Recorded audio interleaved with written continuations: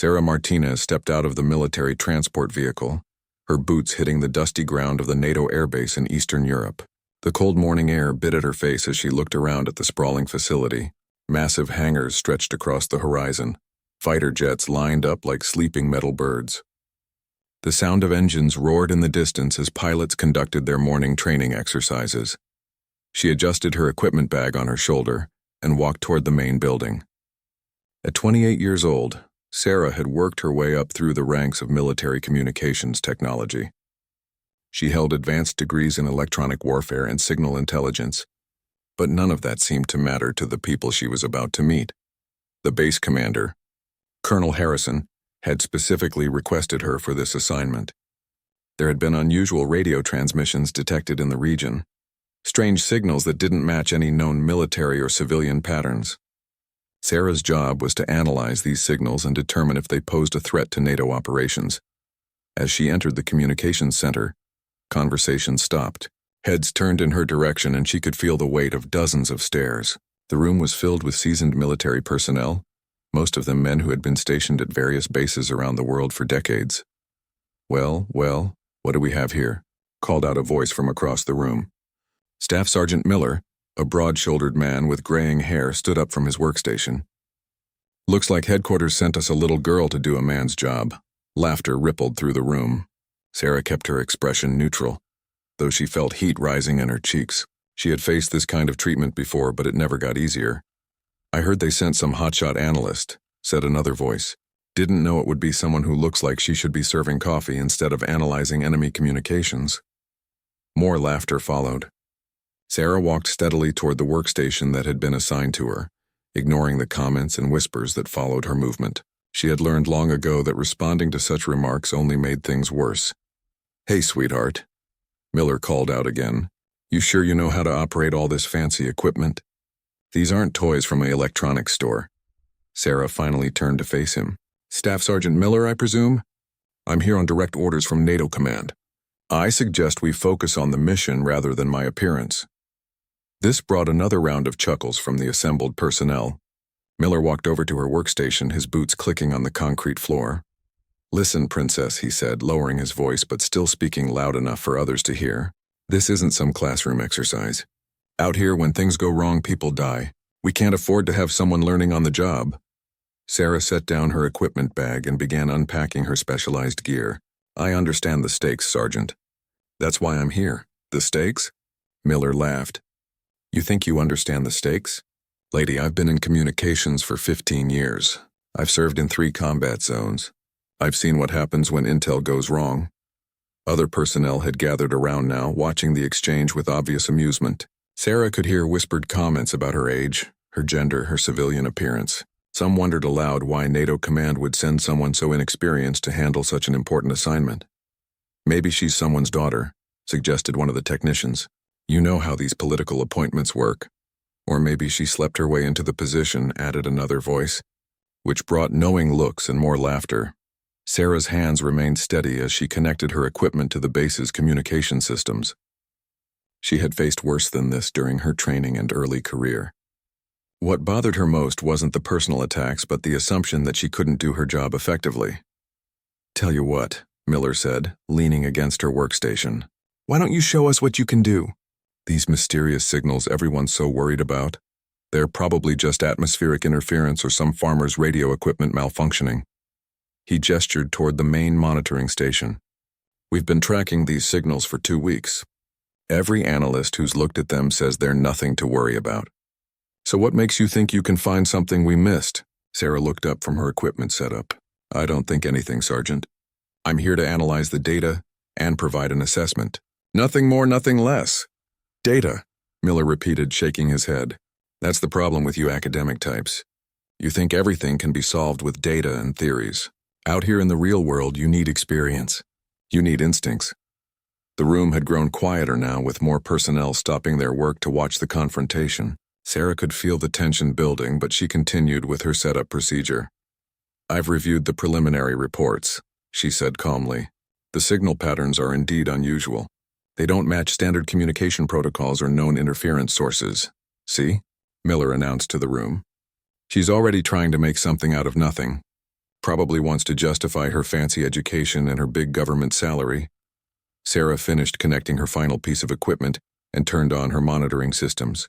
Banks of screens flickered to life, displaying wave patterns, frequency analyses, and signal strength measurements. The signals appear to follow a specific timing pattern, she observed, studying the displays. They occur at regular intervals, always lasting exactly 47 seconds, always on the same frequency range. Coincidence, Miller said dismissively. Equipment malfunctions can be regular too. But Sarah was already deep in her analysis, her fingers flying across multiple keyboards as she cross-referenced the signals with various databases. The patterns she was seeing troubled her, though she kept her concerns to herself for now. The mockery continued throughout the morning. Every time Sarah asked a question or requested access to additional data, someone made a comment about her inexperience or suggested that she was wasting everyone's time. When she asked to review the base's defensive protocols, Miller laughed openly. Defensive protocols? What, you think these radio signals are going to attack us? Maybe we should alert the media that the enemy is using sound waves as weapons. Even some of the officers joined in the ridicule. Captain Rodriguez, the communications officer, made jokes about how NATO was obviously lowering its standards if they were sending people like Sarah to handle critical intelligence work. But as the day wore on, Sarah's analysis began to reveal disturbing patterns. The signals weren't random at all. They contained embedded data streams, coded information that was being transmitted in short bursts designed to avoid detection by standard monitoring equipment. She worked quietly, documenting her findings and building a comprehensive picture of what she was discovering. The more she analyzed the signals, the more convinced she became that they represented a serious threat to the base and its operations. By evening, as the day shift prepared to hand over duties to the night crew, Sarah had compiled enough evidence to request a meeting with Colonel Harrison, but she knew that convincing anyone to take her seriously would be an uphill battle, given the day's reception. The morning sun painted the Dakota plains in shades of gold and amber as Sarah Running Bear adjusted the reins of her spotted mare.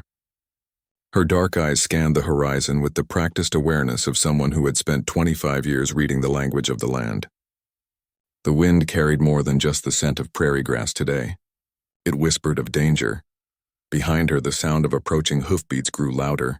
She recognized the rhythm before she turned around. Marcus Thompson, the young rancher from the neighboring property, was riding hard toward her position near the old creek bed. His urgency was written in every movement of his horse, every desperate kick of his heels against the animal's flanks. Sarah had known Marcus for 3 years, ever since he'd inherited his grandfather's ranch. He was different from the other white settlers who had claimed pieces of Lakota territory. He listened when the elders spoke. He respected the old boundaries. Most importantly, he understood that some knowledge could only come from those who had walked this land for generations. As Marcus drew closer, Sarah noticed the wild look in his eyes. His usual calm demeanor had been replaced by something between excitement and recklessness. She had seen that look before, in young warriors who thought courage meant charging ahead without considering the consequences. It never ended well, Sarah, Marcus called out as he pulled his horse to a stop beside her. Dust swirled around them both. I found something incredible. You have to see this. Sarah studied his face carefully. The enthusiasm radiating from him made her stomach tighten with worry. What did you find, Marcus?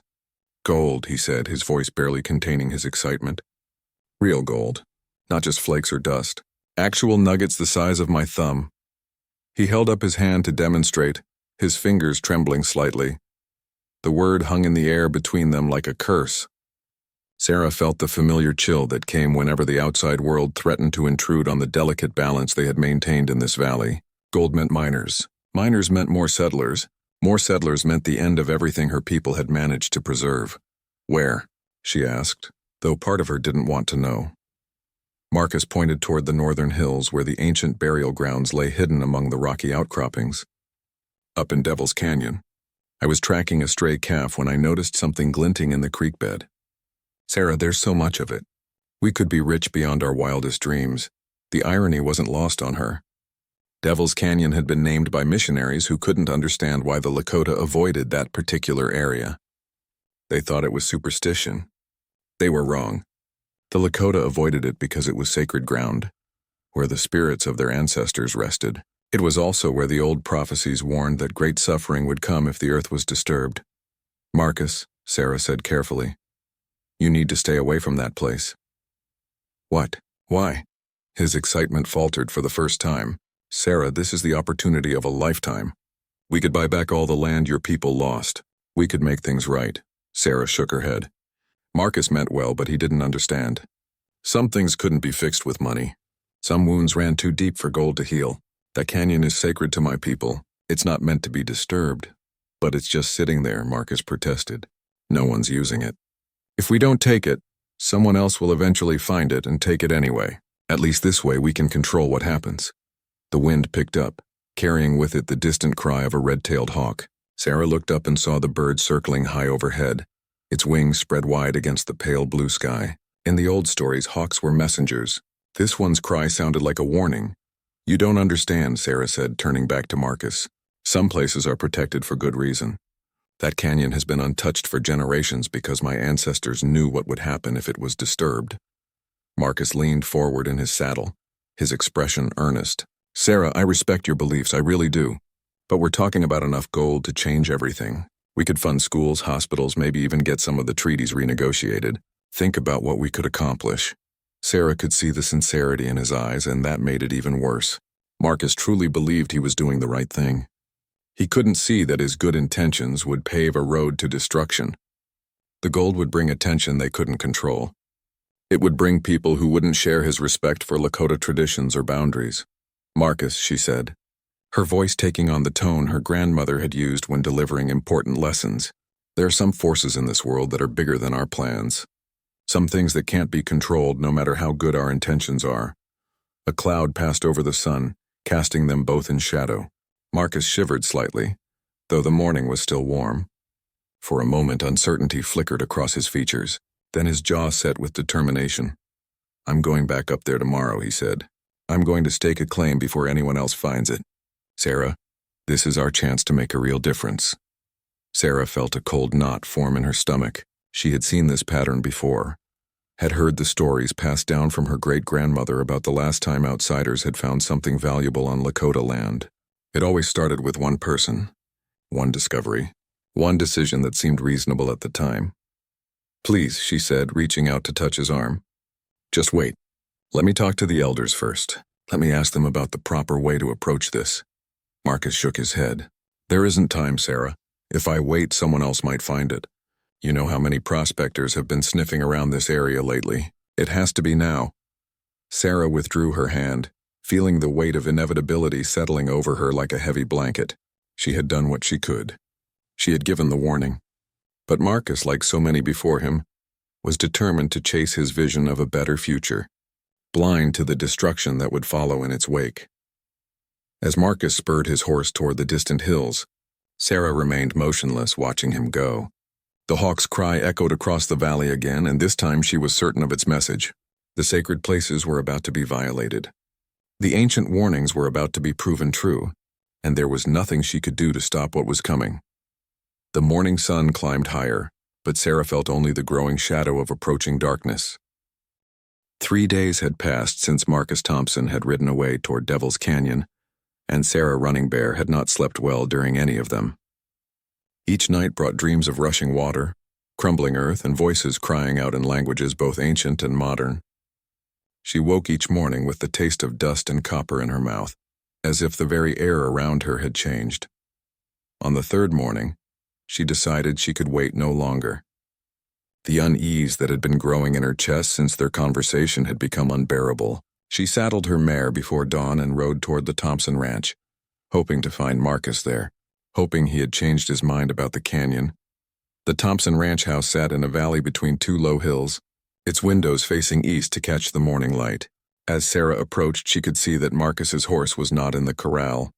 The barn doors stood open and she could hear the sound of someone moving around inside. "Mrs. Thompson," Sarah called out as she dismounted near the front porch. Elena Thompson emerged from the barn carrying a bucket of fresh milk. She was a kind woman in her 50s, who had welcomed Sarah into their home many times over the past 3 years. Her face lit up with a smile when she saw her visitor. "Sarah, how wonderful to see you," Elena said, setting down her bucket. "Would you like some coffee? I just put a fresh pot on." Thank you, but I'm looking for Marcus. Is he here? Elena's expression grew concerned. He's been gone since yesterday morning. He said he had some business to take care of in the hills, but he promised he'd be back by evening. I'm starting to worry. Sarah felt her stomach drop. Marcus had spent the night in Devil's Canyon, in the sacred burial grounds where her ancestors rested. The implications made her feel sick. Did he say anything else about where he was going? Sarah asked, though she already knew the answer. Just that he might have found something important up north. He was so excited, Sarah. I haven't seen him that happy since his grandfather died. Elena paused, studying Sarah's face. You look worried. Is there something I should know? Sarah weighed her words carefully. Elena Thompson was a good woman, but she was also an outsider. There were some truths that couldn't be shared across cultural boundaries, some warnings that would sound like superstition to ears that hadn't been trained to hear them. The northern hills can be dangerous, Sarah said finally. There are places up there where the ground isn't stable. Old mine shafts from years ago. A person could get hurt if they don't know what to look for. Elena's face paled. Do you think we should organize a search party? Before Sarah could answer, the sound of approaching hoofbeats filled the morning air. Both women turned to see Marcus riding hard toward the ranch house, his horse lathered with sweat and foam. Even from a distance, Sarah could see that something was wrong. He was slumped in his saddle, and dark stains covered the front of his shirt. Marcus, Elena cried out, running toward him as he pulled his horse to a stop. He slid from the saddle and would have fallen if his mother hadn't caught him. His face was pale and drawn, his eyes wide with something between fear and confusion. His hands shook as he gripped Elena's shoulders for support. I found it, he said, his voice hoarse and strained. I found the gold. But something's wrong. Something's very wrong. Sarah approached cautiously, her trained eyes taking in the details of Marcus's condition. His clothes were torn and dirty, as if he had been crawling through rough terrain. There were scratches on his arms and face, some fresh and some already scabbed over. But it was his eyes that concerned her most. They held the look of someone who had seen something that challenged everything he thought he knew about the world. What happened to you? Elena asked, helping her son toward the house. Marcus looked over his mother's shoulder at Sarah, and she saw recognition there. He remembered her warning. He understood now that she had been trying to tell him something important. The canyon, he said. There's something in that canyon that doesn't want to be disturbed. Elena looked confused, but Sarah nodded grimly. Tell me what happened, Marcus. They helped him onto the porch and into a chair. Elena brought water and began cleaning the cuts on his arms while Marcus struggled to find words for his experience. I set up camp near the creek where I first saw the gold. He began. Everything seemed normal at first. I spent the afternoon collecting samples, mapping out the area. There's more gold there than I initially thought, Sarah. Enough to make a dozen men wealthy. He paused, taking a shaky sip of water before continuing. When night fell, things started to change. The temperature dropped faster than it should have, even for this time of year. The wind picked up, but it wasn't coming from any particular direction. It seemed to swirl around the canyon like it was trapped there. Sarah exchanged a look with Elena, who was beginning to understand that this was more than just a story about getting lost in the wilderness. Then I started hearing things, Marcus continued. Voices at first, but not in English. They sounded old, like they were coming from somewhere far away. I told myself it was just the wind playing tricks on me, but the voices got louder and clearer as the night went on. Elena finished bandaging a particularly deep cut on Marcus's forearm. What were the voices saying? Marcus looked directly at Sarah when he answered. They were speaking in Lakota. I couldn't understand the words, but I could understand the tone. They were angry. They were warning me to leave. Sarah felt a chill run down her spine. The spirits of her ancestors were making themselves known to this outsider in a way they rarely did, even with their own people. The situation was more serious than she had feared. Did you leave? Sarah asked, though she could tell from his condition that he hadn't. Marcus shook his head. I should have. God help me, I should have listened. But I thought I was just tired, maybe a little spooked by being alone in unfamiliar territory. I decided to stay until morning. He closed his eyes as if the memory was too difficult to face. Around midnight, the ground started to shake. Not like an earthquake, but like something huge was moving underneath it. The creek began to run faster and the water turned dark, almost black. I could smell something in the air, something like old copper and rotting wood. Elena had stopped bandaging and was staring at her son with growing alarm. "Marcus, are you sure you weren't having some kind of fever dream?" "I thought so too until I saw them," Marcus said, opening his eyes and looking directly at Sarah. "I saw the spirits you were trying to warn me about. They were standing at the edge of my campfire light, wearing clothes from another time. Old-fashioned clothes like from photographs of Indians from the last century." Sarah's hands clenched involuntarily. The ancestors were showing themselves to protect their resting place. This was unprecedented in her experience, and it meant the threat to the sacred canyon was greater than anything they had faced before. "They didn't speak," Marcus continued. "They didn't need to. I could feel their anger, their disappointment. I could feel how much I had violated something precious and irreplaceable.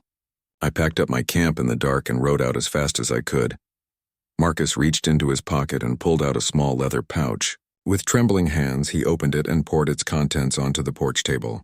Golden nuggets gleamed in the morning sunlight, each one worth more than most people earned in a year. "I brought these with me," he said, "but I can't keep them. They feel wrong somehow, like they're cursed or tainted. Sarah, I need your help. I need to know how to make this right." Sarah looked at the gold, then at Marcus's haunted expression, then at Elena's confused and frightened face. The young rancher had learned his lesson, but the damage might already be done. Once gold was discovered, word had a way of spreading, no matter how carefully it was kept secret. The morning sun climbed higher, but Sarah felt as if darkness was gathering on the horizon. The emergency council meeting took place that evening in the home of Sarah's grandmother, Mary Crowfeather. At 92, Mary was the oldest member of their small community, and one of the few remaining speakers of traditional Lakota, who remembered the old stories in their original form. Her small house, built on land that had been in their family for 4 generations, served as an unofficial gathering place for matters of spiritual significance. Sarah had spent the afternoon riding between the scattered homes and trailers where the remaining Lakota families lived. Calling them to council, word spread quickly in their tight-knit community, especially when it concerned the sacred places. By sunset, 12 adults had gathered in Mary's modest living room, sitting in a circle on the worn carpet that had hosted countless such meetings over the years. Marcus Thompson sat uncomfortably among them, the only non-native person present. Sarah had insisted he come, despite his protest that this was not his place. She had told him firmly that he had made it his place when he entered Devil's Canyon, and now he needed to hear what the elders had to say about the consequences of his actions. Mary Crowfeather began the meeting by lighting a bundle of sage and passing it around the circle. Each person breathed in the smoke and offered a silent prayer before passing it to the next. When the sage reached Marcus, he hesitated, unsure of the protocol. Mary nodded encouragingly, and he followed the example of the others, though his hands shook slightly as he held the burning herbs. "We are here," Mary said in accented English, her voice still strong despite her age, "because the sleeping ones have been awakened. Sarah Running Bear has told us about the young man's experience in the canyon. Now we must decide what this means for all of us." Robert Littlehawk, a man in his 40s who worked as a mechanic in the nearest town, spoke first. "My grandfather used to tell stories about that canyon. He said it was where the warriors who died fighting Custer were taken to rest. He said if anyone disturbed their sleep, great trouble would come to all the people." An older woman named Dorothy Sacred Pipe nodded in agreement. "My grandmother said the same thing. She told me that canyon was closed off after the cavalry came through in 1876. The medicine men put protections on it to keep it safe." Marcus shifted uncomfortably in his seat. "I didn't know," he said quietly. "If I had known about the historical significance, I never would have gone there." Mary Crowfeather fixed him with her sharp dark eyes. "But you did know it was sacred to us. Sarah told you. Why did you not listen?" The directness of the question caught Marcus off guard. He struggled for a moment, trying to find words that would explain his motivations without sounding selfish or disrespectful. "I thought I could do good with the gold," he said finally. "I thought I could help make up for some of the wrongs that have been done to your people. I see now that I was being arrogant." Young Tommy Brave Dog, who was barely 18 and home from his first semester of college, leaned forward angrily. "You can't fix racism and genocide with gold, white man. You can't buy back our ancestors or undo what your people did to ours." "Tommy," Sarah said gently, "anger won't help us now. We need to focus on what must be done to protect the canyon. Mary held up her hand for silence. The young college boy speaks truth, but Sarah is also right. We must think about practical things now. If this gold is real, others will come looking for it. Word will spread no matter how careful we are. An elderly man named Joseph Black Elk, who rarely spoke at these gatherings, cleared his throat. I had a dream 3 nights ago, he said slowly. I saw many trucks and machines coming into our valley. I saw the hills torn open like wounds. I saw the creek running red with blood. A heavy silence fell over the group.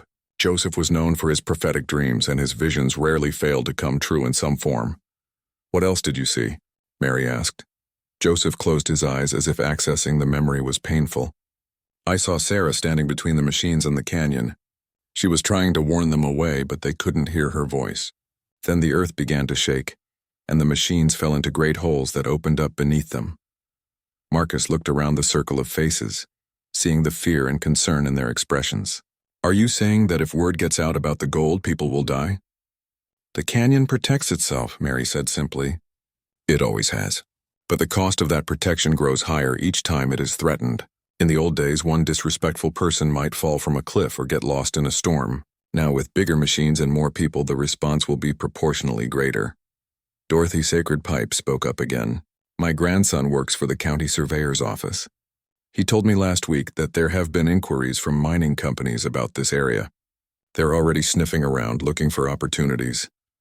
The implication hung heavy in the air. The mining companies were already interested in the region. Marcus's discovery might simply accelerate a process that was already in motion. What can we do? Marcus asked. How can we protect the canyon? Robert Little Hawk let out a bitter laugh. From mining companies? From the federal government? We're 12 families living on what's left of our ancestral land. What power do we have against that kind of money and influence? More than you might think, Mary said quietly. The canyon has its own power. Our job is to work with that power, not against it. She reached into a worn leather bag beside her chair and pulled out a bundle wrapped in red cloth. Carefully, she unwrapped it to reveal a collection of small objects. Stones, feathers, carved bone pieces, and what looked like very old metal artifacts. These belonged to my great-grandfather, who was a medicine man, Mary explained. He left instructions about what to do if the sacred places were ever threatened again. We must perform the proper ceremonies to strengthen the protections that are already in place. Sarah leaned forward, studying the objects with interest. What kind of ceremonies? 4 days of prayer and fasting at the 4 directions around the canyon. Offerings of tobacco and sacred herbs, and... Mary paused, looking directly at Marcus. The return of anything taken from the sacred ground. Marcus immediately reached into his pocket and pulled out the leather pouch containing the gold nuggets. Without hesitation, he placed it in the center of the circle. Of course, he said. I should never have taken these in the first place. Mary nodded approvingly. This is good. But returning the gold is only the first step. The ceremony must be done properly with the right people and the right intentions. Tommy Brave Dog spoke up again, his voice still carrying traces of anger. What about after the ceremony? What happens when the mining companies come anyway? What happens when word gets out about the gold despite our best efforts? Mary was quiet for a long moment, her weathered hands folding the red cloth back around the sacred objects. Then, she said finally, the canyon will defend itself, and we must be prepared for the consequences of that defense. Outside, the wind picked up, rattling the windows of the small house. In the distance, a coyote howled, its voice carrying across the darkening valley like a warning. The council members looked at each other with growing unease, each understanding that they were facing something much larger and more dangerous than a simple dispute over mining rights. The sacred places were stirring. The old powers were awakening, and somewhere in Devil's Canyon, the spirits of their ancestors were preparing for war. 2 weeks after the ceremony, Sarah Running Bear received the phone call she had been dreading. Dorothy Sacred Pipe's grandson, Jake, worked as a junior surveyor for the county offices, and his voice was tight with worry when he called her that Tuesday morning. Sarah, you need to know what's happening, Jake said without preamble. There's a mining company called Dakota Extraction Industries that filed permits yesterday to survey the northern hills. They're planning to start geological testing next week. Sarah felt her stomach drop. How much do they know? More than we'd like. They've got satellite imagery showing mineral deposits in the canyon area, Someone must have leaked information about the gold, because their permit applications are very specific about the locations they want to examine. Sarah closed her eyes, feeling the weight of inevitability settling on her shoulders. Despite their ceremony, despite the spiritual protections they had renewed, the outside world was closing in on Devil's Canyon with the relentless efficiency of corporate machinery. "How long do we have?" she asked. "The permits are still being processed, but these things usually get rubber-stamped. I'd say a week, maybe 2 at the most." "Sarah, these aren't small-time prospectors. Dakota Extraction is a subsidiary of a major international corporation. They have the resources and legal muscle to bulldoze through any local opposition." After ending the call, Sarah immediately drove to Marcus Thompson's ranch. She found him in the barn, repairing a section of fence that had been damaged in a recent storm. The physical work seemed to be helping him process the spiritual experience he'd undergone in the canyon. But the haunted look in his eyes hadn't completely faded. "Marcus," Sarah said without preamble, "we have a problem."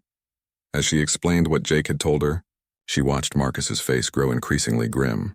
When she finished, he set down his hammer and leaned against the workbench, running his hands through his hair. "This is my fault," he said. "I must have said something to someone, or maybe I was seen going into the canyon. If I hadn't been so careless about keeping the discovery secret—" "It doesn't matter now how they found out," Sarah interrupted. "What matters is what we do next." Marcus looked up at her with determination, replacing the guilt in his expression. "What can I do to help?" Sarah had been thinking about this possibility since the night of the council meeting. "You're a landowner in this county. You have legal standing that we don't have. If you were to file an injunction claiming that the mining survey would damage your property values or interfere with your water rights, it might delay them long enough for us to find another solution." "Consider it done," Marcus said immediately. "I'll call my lawyer this afternoon." But even as they made plans for legal resistance, Sarah knew in her heart that conventional approaches would not be enough. Dakota Extraction Industries had lawyers and lobbyists who specialized in overcoming exactly these kinds of obstacles. They had dealt with environmental protests, Native American land claims, and local opposition countless times before. That evening, Sarah called another emergency council meeting. This time, the gathering took place outdoors in a small grove of cottonwood trees that had served as a traditional meeting place for generations. The full moon provided enough light to see faces clearly, and the open air allowed them to speak freely without worrying about being overheard. Mary Crow Feather arrived supported by her walking stick, her granddaughter helping her navigate the uneven ground. Despite her age, her mind was sharp as ever, and she had been thinking constantly about their situation since Jake's warning had reached her ears. "The ceremony worked," Mary said as the group settled into their circle. "The canyon is protected spiritually, but we are dealing with people who do not respect spiritual protection. They see only dollar signs and profit margins." Robert Little Hawk shifted uncomfortably on the hard ground. "My cousin works construction in Denver. He says Dakota Extraction has a reputation for getting what they want, no matter what stands in their way. They've torn up sacred sites in Colorado and Wyoming without batting an eye." "Then we need to think like they do," said Tommy Bravedog, who had driven home from college as soon as he heard about the threat. "We need to hit them where it hurts their bottom line." Dorothy Sacred Pipe looked skeptical. "How do we fight a corporation with unlimited resources? We can't match their lawyers or their political connections. But we have something they don't," Marcus said from his position at the edge of the circle. Even after participating in the ceremony, he still felt like an outsider in these gatherings, but his commitment to protecting the canyon had earned him a grudging acceptance. "We have the truth about what happens to people who disturb that canyon." Joseph Black Elk, who had been silent through most of the meeting, suddenly spoke up. "I've been having more dreams," he said quietly. "Strong dreams about what's coming." Everyone turned their attention to the elderly man, whose prophetic visions had guided their community through difficult times before. "I see big machines coming up the canyon road," Joseph continued, "bulldozers and excavators drilling equipment. But I also see them breaking down, one by one. I see the earth opening up beneath them. I see the operators fleeing in fear." "The canyon will defend itself," Mary said with satisfaction, "just as it always has. But at what cost?" Sarah asked. "Joseph, in your dreams, do you see anyone getting hurt?" Joseph was quiet for a long moment, his weathered face troubled. "I see ambulances," he admitted finally, "and I see families mourning. The canyon's protection comes with a price, and that price may be higher than we want to pay. Tommy leaned forward intently. Are you saying we should just let them tear up our sacred ground to avoid casualties on their side? I'm saying we need to find a way to stop them before they get to the point where the canyon has to stop them itself, Joseph replied. In my dreams, the spirits are angry. They've been patient for generations, but their patience is running out. Marcus cleared his throat hesitantly. What if we made the threat public? What if we warned Dakota Extraction about what happened to me when I tried to take gold from the canyon? Robert Littlehawk snorted. You think a mining corporation is going to call off a multi-million-dollar operation because some rancher claims he saw ghosts? Maybe not the corporation, Marcus said. But what about their employees? What about the equipment operators and the survey teams? If word gets out that the canyon is haunted, if stories start spreading about supernatural encounters, they might have trouble finding people willing to work there. Sarah considered this idea. It could work, but it would have to be done carefully. The stories would need to spread through the right channels, reach the right people. My nephew works for a trucking company that contracts with mining operations, Dorothy said thoughtfully. He knows a lot of heavy equipment operators. They're a superstitious bunch, especially the older ones. If the right stories reach them, Mary Crowfeather nodded approvingly. Sometimes the old ways and the new ways can work together. We protect the sacred ground with ceremony and prayer, but we also protect it with practical action in the modern world. Over the next hour, they developed a plan that combined traditional resistance with modern tactics. Tommy would use his college connections to organize a social media campaign highlighting the historical and cultural significance of Devil's Canyon. Dorothy would spread stories through the network of blue-collar workers who actually operated the mining equipment. Robert would research Dakota Extraction's safety record and environmental violations, looking for ammunition to use in legal challenges. Marcus would continue pursuing the legal injunction, but he would also reach out to local ranchers and farmers who might be concerned about the impact of mining operations on their water supply and grazing land. Sarah would coordinate with other Native American communities who had successfully fought off similar corporate encroachments, learning from their strategies and mistakes. But even as they planned their resistance campaign, everyone in the circle understood that they were fighting an uphill battle against overwhelming odds. Dakota Extraction had resources and connections that their small community couldn't hope to match. The company had successfully overcome similar opposition in other locations, leaving behind poisoned water, scarred landscapes, and broken communities. As the meeting began to break up, Mary Crowfeather remained seated, staring thoughtfully at the moonlit canyon in the distance. Grandmother, Sarah said, kneeling beside the elderly woman. What are you thinking about? Mary was quiet for a moment, then spoke in Lakota before translating into English. I was remembering something my great-grandfather told me about the canyon. He said that if it was ever threatened beyond what ceremony and prayer could protect, there was one final option. What kind of option? Mary's weathered hands gripped her walking stick tightly. He said that in the greatest extremity, the living could join their voices with the dead. He said that if the threat was great enough, the spirits would accept volunteers to strengthen their ranks. Sarah felt a chill that had nothing to do with the evening air. What does that mean exactly? Mary looked directly into her granddaughter's eyes. It means that if the mining company cannot be stopped by other means, some of us may need to be prepared to make the ultimate sacrifice to protect the sacred ground. The implications of Mary's words settled over the group like a heavy blanket. They were not just planning a protest campaign or a legal battle. They were preparing for a conflict that might demand everything they had to give, including their lives. In the distance, a night bird called out across the valley, its cry echoing off the canyon walls like a warning. The moon continued its journey across the star-filled sky, casting long shadows that seemed to reach toward the sacred ground they were sworn to protect. The battle for Devil's Canyon was about to begin in earnest. The first trucks arrived on a gray Monday morning in early June, their diesel engines rumbling like distant thunder as they made their way up the dirt road that led toward Devil's Canyon. Sarah Running Bear stood on the ridge overlooking the valley, watching through binoculars as the convoy of vehicles parked at the canyon's mouth. Marcus Thompson's legal injunction had delayed them by only 5 days. Dakota Extraction's lawyers had filed counter motions and appeals with ruthless efficiency, demonstrating exactly why the company had such a successful track record of overcoming local opposition. The restraining order had been dissolved almost before the ink was dry on the original filing. Sarah counted 12 vehicles in total, 2 pickup trucks carrying survey equipment, a mobile laboratory trailer, a communications van bristling with antennas, and 8 larger trucks loaded with geological drilling equipment. Men in hard hats and high-visibility vests moved with practiced efficiency, unloading gear and setting up what looked like a temporary command post. Through her binoculars, Sarah could see that the workers seemed nervous. Several of them kept glancing around at the canyon walls as if expecting trouble. Dorothy Sacred Pipe's network had done its job well. Stories about supernatural encounters in Devil's Canyon had spread through the blue-collar community that supplied workers for mining operations throughout the region. Unfortunately, Dakota Extraction had adapted to this challenge by bringing in crews from out of state, workers who hadn't heard the local stories and were less likely to be influenced by regional superstitions.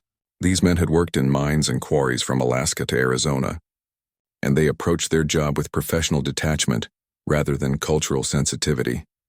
Sarah lowered her binoculars and pulled out her cell phone. The first call went to Marcus Thompson. "They're here," she said simply when he answered. "I see them," Marcus replied. "I'm watching from my north pasture." "What do we do now?"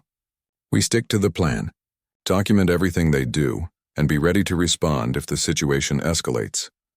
Her second call went to Tommy Brave Dog, who was live streaming updates about the invasion on multiple social media platforms. His college friends had helped amplify the message about Devil's Canyon, and the story was beginning to attract attention from environmental groups and Native American rights organizations across the country. "Are they inside the canyon yet?" Tommy asked. "Not yet. They're still setting up their base camp, but it won't be long now." The third call went to Dorothy Sacred Pipe, who was coordinating with a network of activists and journalists who had driven in from neighboring states to document the confrontation.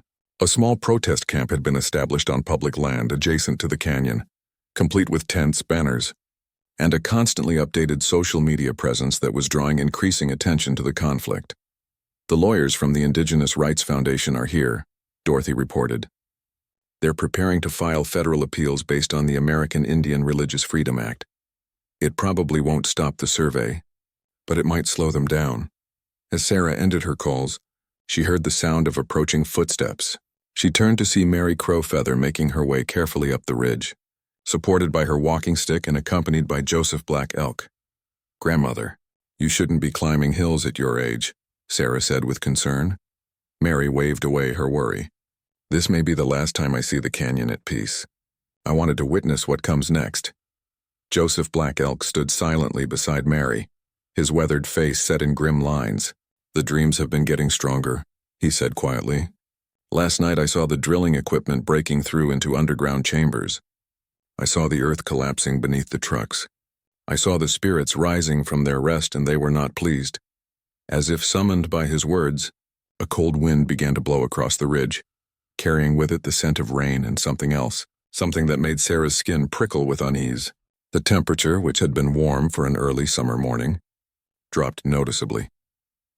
Down in the valley, the Dakota extraction workers had finished setting up their command post and were beginning to move equipment toward the canyon entrance. Sarah watched through her binoculars as a man in a white hard hat, clearly the foreman, directed a crew toward the creek where Marcus had first discovered the gold. "Here we go," Sarah murmured. The first sign of trouble came when the lead truck carrying the geological drilling equipment suddenly stopped about 50 yards from the creek. Through her binoculars, Sarah could see the driver getting out to examine his vehicle, apparently confused about why it had stalled. The second truck, carrying core sampling equipment, developed mechanical problems moments later. Then the third truck's engine began smoking, forcing its crew to evacuate quickly and grab fire extinguishers from the command post. Within 20 minutes, 6 of the 8 heavy equipment trucks had suffered various mechanical failures. The workers gathered around their disabled vehicles with growing unease, checking fluid levels and electrical connections but finding no obvious causes for the simultaneous breakdowns.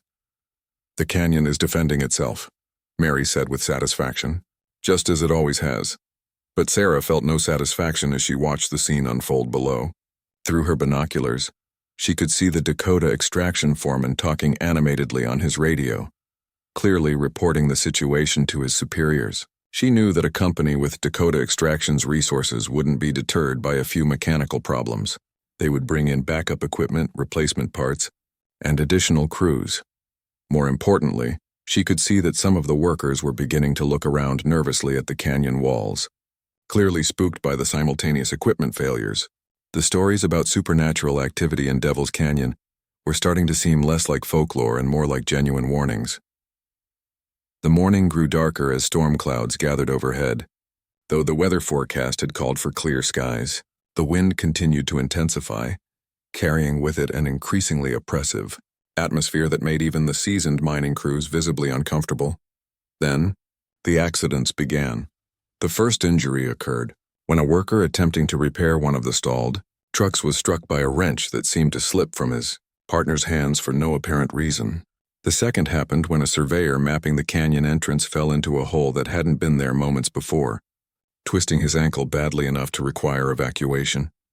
By noon, 3 workers had been injured, and 7 pieces of heavy equipment had suffered unexplained mechanical failures. The foreman had called for additional trucks and crews, but he had also begun pulling his people back from the immediate vicinity of the canyon entrance. Sarah watched through her binoculars as the foreman set up a perimeter around the command post, clearly treating the canyon as a hostile environment that required special precautions. The workers moved with increasing nervousness, jumping at shadows and constantly glancing over their shoulders. "They're beginning to understand," Joseph said quietly, "but they won't leave. Corporate pride and financial investment will keep them here, even when common sense tells them to run." As afternoon approached, the first of the backup trucks arrived from Denver, carrying replacement drilling equipment and additional crews. But Sarah noticed that several of the original workers chose to leave with the injured personnel rather than continue working. In the canyon area, word was spreading through the blue-collar network faster than Dakota Extraction's managers had anticipated.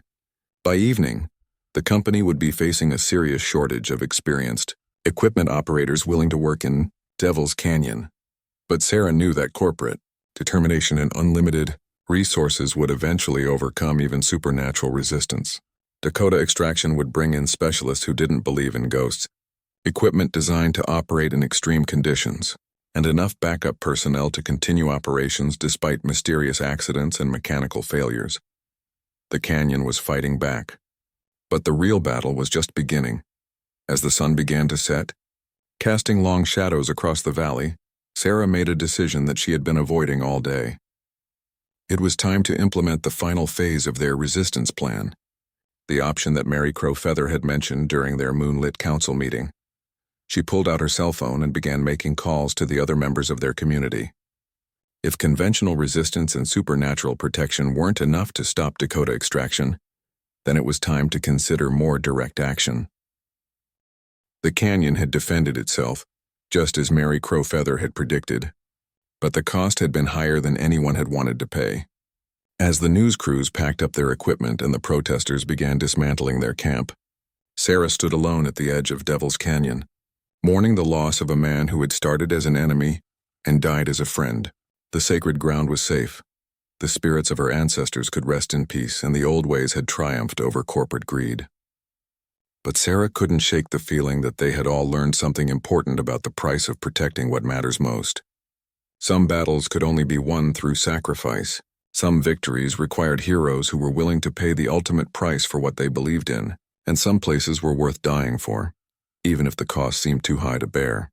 The sun set over Devil's Canyon, painting the rocky walls in shades of gold and crimson. In the gathering darkness, Sarah thought she could hear the whisper of ancestral voices on the wind, welcoming a new spirit to their eternal vigil over the sacred ground. Marcus Thompson had found his redemption, and the canyon would remember his sacrifice forever. The spirits of Devil's Canyon had protected the sacred ground for generations, but they had never faced an enemy with such overwhelming technological advantages and financial resources. If the living didn't stand with the dead in defending their ancestral resting place, the canyon might fall despite all its spiritual power. The invasion had begun, but the real war was about to 3 days after the first trucks arrived. Sarah Running Bear stood at the edge of Devil's Canyon as dawn broke over the scarred landscape below.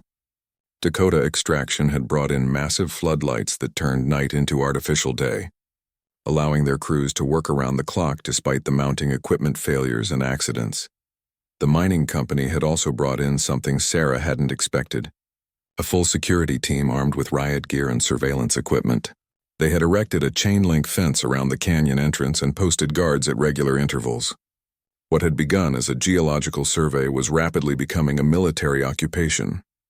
Behind Sarah, the other members of their community prepared for what they all understood might be their final act of resistance. Mary Crowfeather sat in a wheelchair that her granddaughter had insisted upon, her ancient hands folded around the sacred bundle that contained her great-grandfather's medicine objects. Despite her 92 years, her eyes burned with fierce determination. Marcus Thompson checked the battery levels on the video cameras they had positioned around the canyon rim. Whatever happened today would be documented and shared with the world, through Tommy Bravedog's social media network and the news crews that had finally arrived to cover the story. The morning news is calling it the Battle for Devil's Canyon, Tommy reported, looking up from his laptop. We're trending on social media nationwide.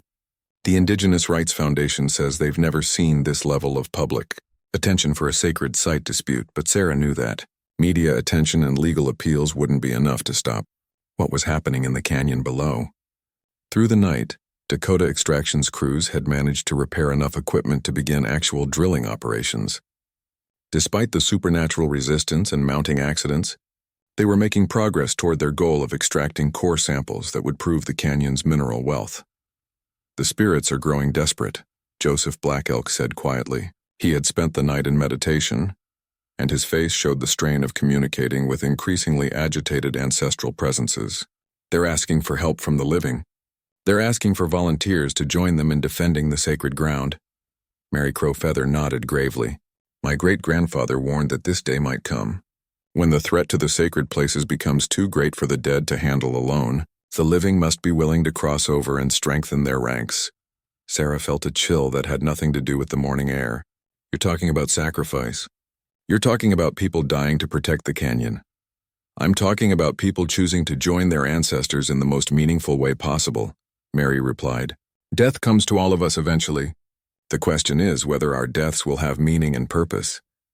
Robert Littlehawk looked up from where he was preparing bundles of sage and sweetgrass. I've been thinking about this for 3 days. I have no wife, no children. My job at the garage isn't exactly changing the world. If my death could protect this place for future generations— Robert, no, Sarah said firmly. There has to be another way. But even as she spoke, she could feel the spiritual pressure building around them. The canyon was calling to its defenders, offering a final option that might succeed where all other forms of resistance had failed. Down in the canyon, the first drilling rig had begun operation. The sound of metal boring into sacred earth sent a shockwave through the spiritual atmosphere that made everyone on the rim stagger. In the distance, coyotes began howling in broad daylight, and the floodlit work area flickered as electrical systems fluctuated wildly. It's starting, Joseph said, his voice tight with strain. The barriers between worlds are breaking down. If we're going to act, it has to be now. Dorothy's sacred pipe stood up slowly, her weathered hands gripping her walking stick. I'm 74 years old. I've lived a full life, raised 6 children, and seen 14 grandchildren. If the spirits need someone to cross over and help them defend this place— Grandmother Dorothy, please, Tommy protested. We can't ask you to sacrifice yourself. You're not asking, Dorothy replied calmly. I'm volunteering. My grandmother died fighting the cavalry in 1876. This is my chance to fight alongside her. One by one, the older members of their group began to express similar sentiments. They had lived through decades of watching their culture eroded, their sacred places desecrated, their people marginalized and forgotten. The chance to strike a meaningful blow in defense of their ancestral heritage was worth any personal cost. Sarah looked around the circle of faces, seeing the resolution growing in their eyes. These were her family members, her friends, her community. She couldn't let them walk into the canyon to die, no matter how noble their intentions. There has to be another way, she said desperately. We can't just give up and throw our lives away. We're not throwing our lives away, Mary said gently. We're investing them in something larger than ourselves. Sarah, you've always been the bridge between our world and the outside world. You understand both the old ways and the new ways. But sometimes the old ways require sacrifices that the new ways can't understand. As they spoke, the drilling operation below intensified. More equipment had been repaired and brought online, and the security teams were expanding their perimeter to prevent interference from protesters. It was clear that Dakota Extraction was committed to completing their survey regardless of the mounting supernatural opposition. Then, Marcus Thompson, who had been quietly listening to the conversation, stepped forward. "I should be the one to go," he said firmly. "This whole situation started because of my greed and ignorance. I disturbed the sacred ground first. I brought the attention that led to the mining company's interest. If anyone should pay the price for protecting the canyon, it should be me." Sarah stared at him in shock. "Marcus, you're not Lakota. You're not part of our spiritual tradition. The spirits might not even accept your sacrifice, and maybe not," Marcus replied. "But I'm the one who caused this problem. I should be the one to solve it." Before anyone could respond, the sound of the drilling rig suddenly stopped. Down in the canyon, shouts of alarm echoed off the rocky walls as workers ran from their equipment.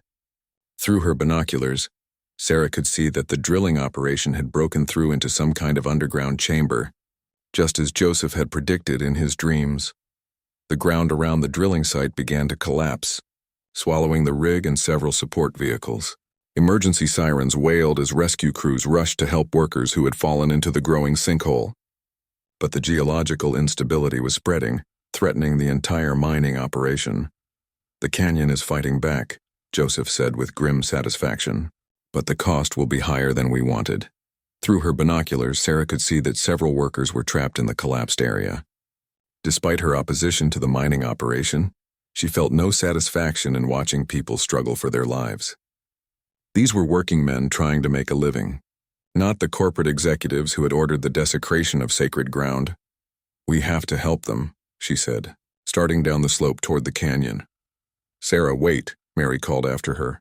"If you go down there now, you'll be trapped with them when the canyon completes its defense." Sarah paused, torn between her desire to help the trapped workers and her understanding of the spiritual forces at work in the canyon. The ancestral spirits were defending their resting place with increasing desperation, and anyone caught in the conflict zone would be in mortal danger. But as she stood frozen with indecision, Marcus Thompson made the choice for all of them. Without a word of warning, he began running down the slope toward the collapsing mining operation, shouting instructions to the trapped workers and pointing toward safe escape routes. "Marcus, come back," Sarah yelled, but he was already too far away to hear her. She watched through her binoculars as Marcus reached the edge of the collapse zone and began helping injured workers climb out of the debris. His knowledge of the canyon's layout and his experience with heavy equipment made him invaluable in the rescue operation. But Sarah could also see that the geological instability was continuing to spread. More sinkholes were opening up throughout the work area, and the remaining equipment was sliding into the growing chasms. The canyon was systematically destroying everything that Dakota Extraction had brought to violate its sacred boundaries. Marcus managed to help 3 workers reach safety before the ground beneath. His own feet began to give way. Sarah watched in horror as he disappeared into a sinkhole, his final act of redemption swallowed by the earth he had sought to protect. The rescue operation continued for hours, but by evening it was clear that the mining survey was finished. Dakota Extraction's equipment had been destroyed, their crews evacuated, and their corporate representatives were already making statements about geological instability that made further operations impossible.